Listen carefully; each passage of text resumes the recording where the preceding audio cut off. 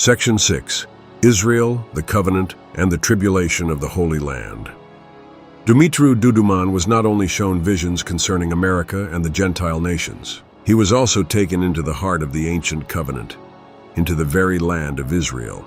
This was not just a political vision, but a profoundly spiritual unveiling of the coming tribulation upon the Holy Land, and the final act of God's redemptive plan for his chosen people.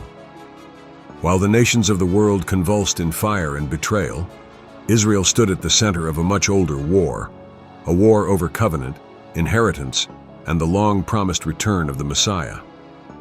In the vision, Dumitru's spirit was disturbed. He beheld the land of Israel surrounded on every side by enemies, nations stirred up in hatred, driven by ancient rage, poised to strike. Jerusalem, the city of David, appeared as a cup of trembling in the hands of the nations. The pressure from every direction was suffocating, and yet it was only the beginning.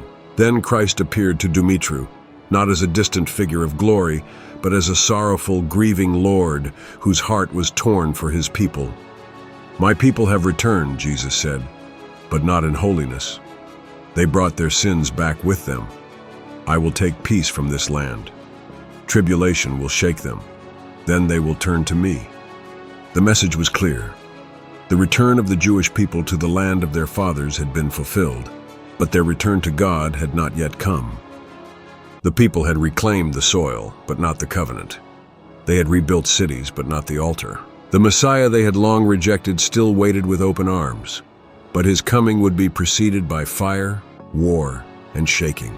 The Lord showed Dumitru that peace would be removed from Israel. False hopes of stability would be crushed. And when the world turned its back on her, when America, the longtime ally and benefactor, was burned and broken, then Israel would be left exposed. The crutch of foreign power would collapse.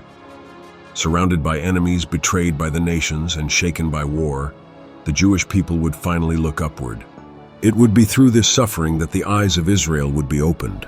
In the darkness they would cry out, not to politics, not to military alliances, but to the God of Abraham, Isaac, and Jacob.